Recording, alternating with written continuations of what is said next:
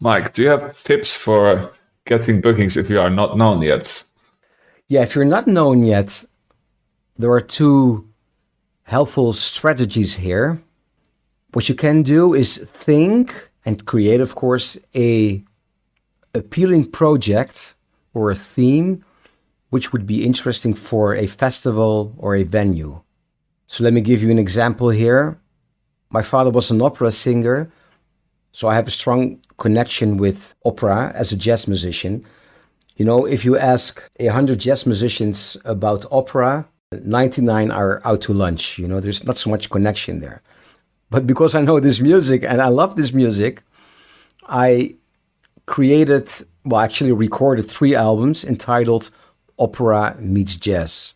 So I took famous opera arias, mainly Italian, and I arranged them into jazz.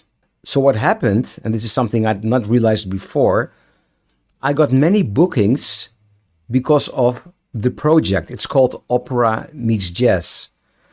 For instance, there was a classical festival with a jazz theme, and they booked me just because of this project. And then, of course, when I played the concert and people became aware of my musical qualities, then the door was open for future projects. So that first time I got booked there, it was not because my name is Mike Del Ferro, no, because of the Opera Meets Jazz project. So if you're open to this, of course, what you could do is think about a project which could be appealing. You know, I don't say like, all right, go and play ABBA and try to get the gig. I don't mean it like that. Maybe you're from a culture which has a very strong traditional music scene, you know, like flamenco or Irish music. I don't know. It doesn't matter. Maybe you could try to think about something like that, like combine those styles. Or a totally other direction could be another example here. I once had a student, a pianist, great pianist, and she recorded music by an unknown composer because she loved that music, she loved that composer, and she ended up playing many concerts with this project. So you can also think in a different direction. You know, once you're in and you know this promoter, you can work on a long-term relationship, but sometimes it requires more than just a great band which plays great music. Because again, one of the main concerns of a music promoter is, how am I going to sell tickets? Mm-hmm. I'm reading this book about creativity, and also it sort of talks about the fact that, you know, creativity only exists if you connect it to other existing cultures or like other existing things around it. At least the author argues about that. And that's kind of also connects to your own music. If you want to start existing somewhere, you have to think about the other music that's out there and find a place for it yourself. So I guess the beginning is best, you know, to get like reach out to those cultures and connect with them, and then eventually you'll be able to find your own sort of voice. That is also, to be honest, my thing. You know, I've always been on the lookout for other kinds of music. Also, I collaborated with so many world musicians all over the planet, and that has really enhanced my playing, and actually it really changed me.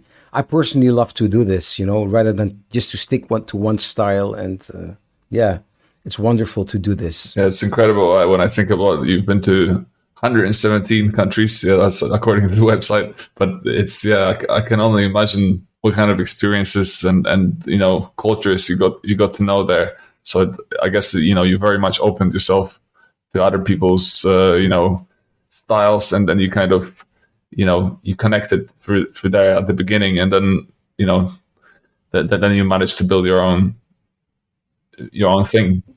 I can talk about all these collaborations for another 1,000 hours. I'm telling you. You know. Actually, if you'll be interested, check my YouTube channel. There's quite some stuff there where I do all these collaborations. And in fact, I'm also thinking of creating another podcast channel, just sharing my travel stories, collaboration with musicians, so many things there. That's going to be the next step in my podcasting journey. But let me also talk about another strategy here which really works well, and this is also much simpler. Ask a well-known artist to be guest with your band. A guest. So you kind of okay. You support them, or you mean like a support act, or No, not a support act. What I mean is, suppose you have a jazz trio, you want to play at a certain venue, and they're reluctant to book you because they're afraid of the ticket sales. Then you can maybe invite a guest who you love, of course, and ask this artist to play with your group as a guest appearance. nice. Yeah, that's a very nice strategy. Yes, yes. I mean, it happens to me sometimes. Young artists ask me, Mike, would you like to be guest with my band as a guest appearance? Especially here in the Netherlands, it happens sometimes.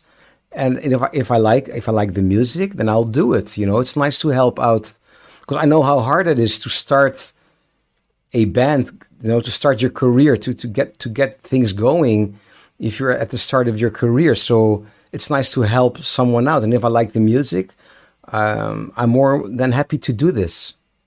Do you sometimes do it even, let's say you compromise you decide to compromise the pay, but, you kind of go, okay, I'm just going to do it because, well, this might bring some new audience into my music.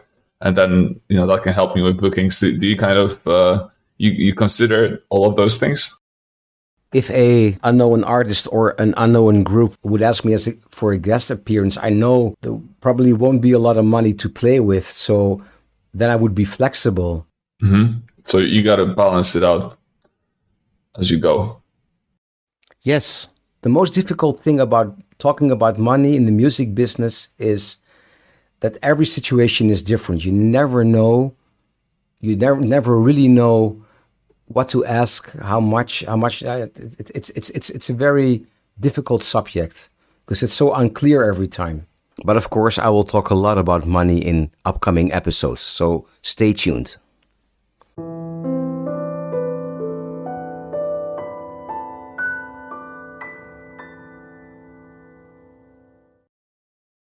If you enjoy my podcast, then please subscribe, give it a rating, and share it with other musicians.